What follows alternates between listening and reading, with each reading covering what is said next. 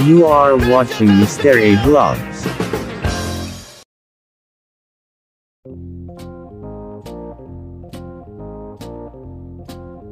What's up, ka-Mr. A natin dyan? At ngayon po, ay ipapakita ko po sa inyo ang Quezon City Bus Electric Bus. So bago yan, huwag niyo po kalimutang i-follow ang ating page para maging updated kayo sa mga susunod na videos ko.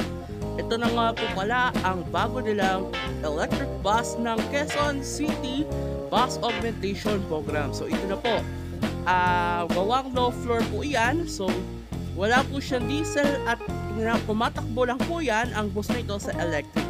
So nakikita po ninyo na ang kanilang vehicle na po ito ay inilabas lamang po ngayong taon. So ibig sabihin naging officially start na po siya last January 2 po. At ito na po yung mga features na nasa loob na maya lamang po ay ipapaliwanag ko po sa inyo ang lahat ng mga features nito. At ito nga po yung ride ko po ng mga nakaraan.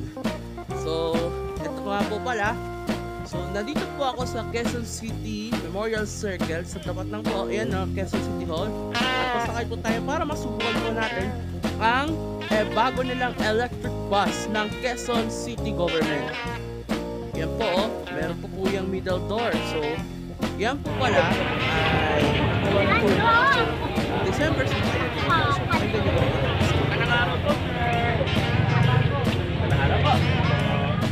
Ito yung first time namin. Okay, ito, no? January, sir. Ito rin official driver. Okay, sir.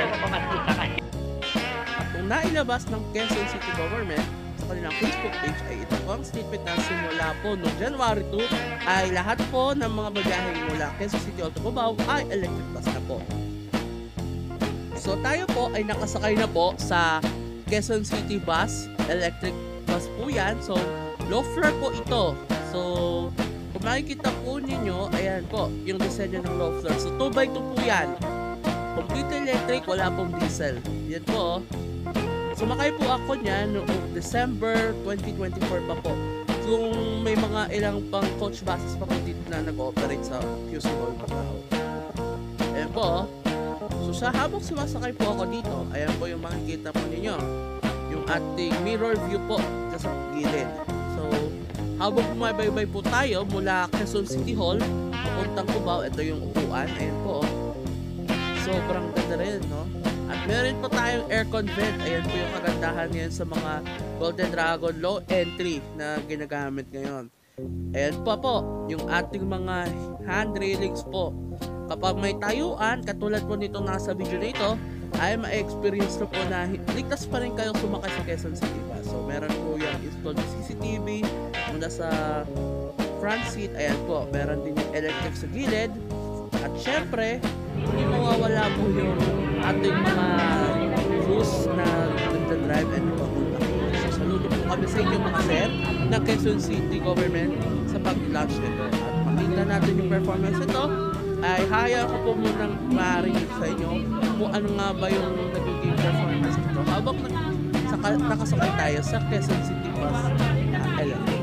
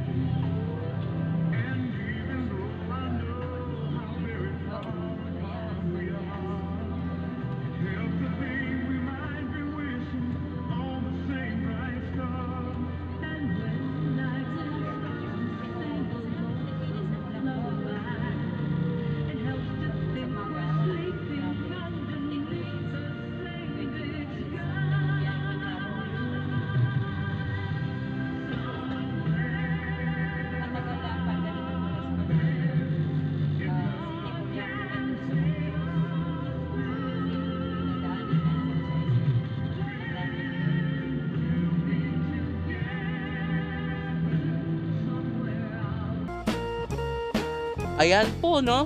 So, ito pong ating experience ride, no? Na napakaganda, sobrang tahimik, sobrang masarap matulog, lalo na kung may radyo kang kasama. So, naging tayo talaga, naging magandang experience ito.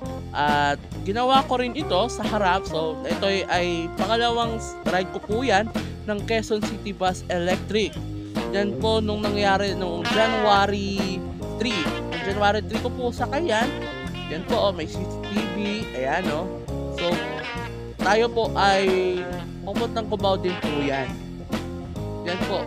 At hindi lang po yan ang picture nito. So, meron, kung mapapansin po ninyo, meron po yan sa gilid na likod. Yan po sa gilid natin. Meron pong box na naka-install po doon, which is kasama po yan sa part ng electric unit na tumatakbo sa unit. At tayo po ay nakababa na po sa Cubao. Ayan na po. Sobrang smooth talaga, sobrang solid, at sobrang na-enjoy ako sa ride na ito. So, sobrang saya po ng aking experience. So, maraming salamat po pala sa Quezon City Government at sa lahat po na nag-introduce nito, at lalo na sa lahat ng mga crew na nakasama natin dito. At wag nating kalimutang i-follow ang ating mga pages sa social media accounts para kayo ay magiging updated sa mga susunod na contents ko. Maraming salamat po!